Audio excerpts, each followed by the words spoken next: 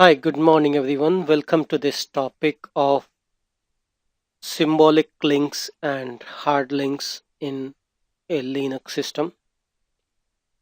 In this topic, we are going to see how do we create a hard link, how do we create a symbolic link, and what are the key differences which we need to take note of or need to be aware of. So let's create a hard link first. Okay, so to start with, let's assume that there is a file by this name. Okay, so let's say the file name is, say, yesterday. Okay, so this is a file that is present in the system. Now, I am asked to create a symbolic link and a hard link to this file. Okay, so to start with, let's create a symbolic link. So to create a symbolic link, the command is ln. That is link minus s. S stand for the symbolic link. Okay, so in this case, what we need to do is we need to specify here which file I am referring to. Okay, and the link name that I am creating is, let's say, link for symbolic. Okay, so if you do a little here, you can see that this is a symbolic link. Okay, let's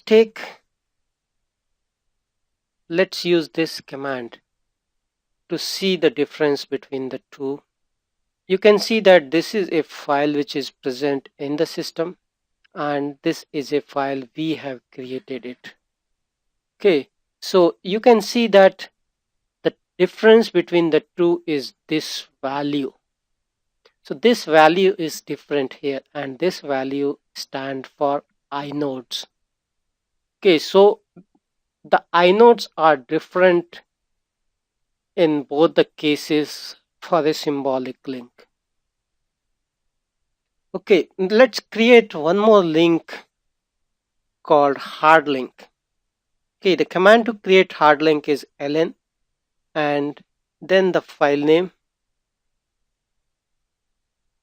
and we are creating a hard link for, say, yesterday. Okay, and just see the difference. Okay, so we have created this. This is a hard link, and if I see using this command, you can take note of the difference in the inode numbers. Okay, so this inode number is same as this inode. So inode number is same for a hard link that we create, and inode number is different for a soft link or a symbolic link that we create. Okay, so this is one major difference between the two. Okay, so where do we use them? Let's take an example of the existing use in the system. So let's say if I go to this folder called lib folder, you can see there are a lot of links here. You can see that these are the symbolic links that are present in the system. Okay, what is the other use of symbolic link?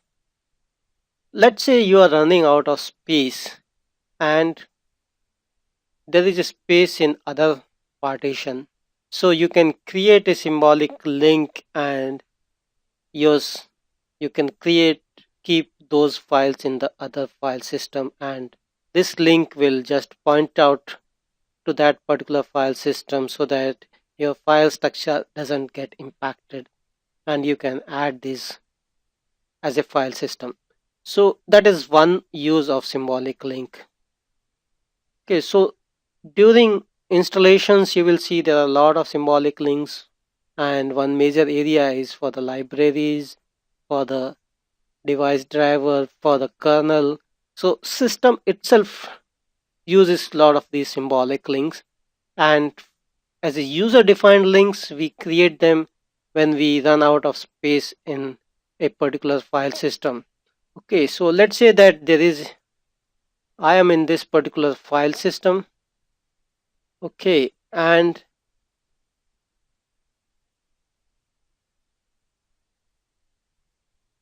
you can say that this is on slash. Let's say the slash is say 9, it becomes 100%. I need to move this file system into some other new disk that I have added. Okay, so let's say I want to move this into this location, this ITG. So what I'm going to do, I am going to create a symbolic link.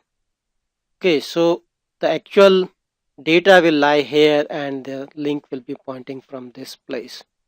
So how do we exactly do that? Let me show you. Okay, so let's say that there is a directory.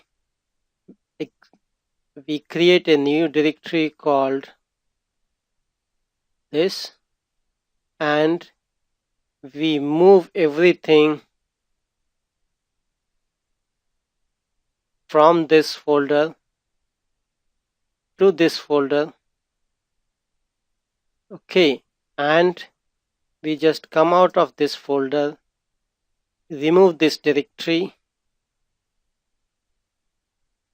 and we will create a symbolic link from this location, and this is your symbolic link. Okay, so if you do ll/itg,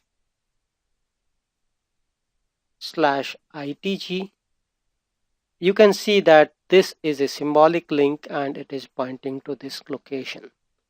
Okay, and if you do ls-li for itg, you can see that this is the inode number for this, and if you do symbolic link for this folder, you can see both the numbers are different in this case. Okay, so let me show you them. Okay, so this is 11264 and this is 11265.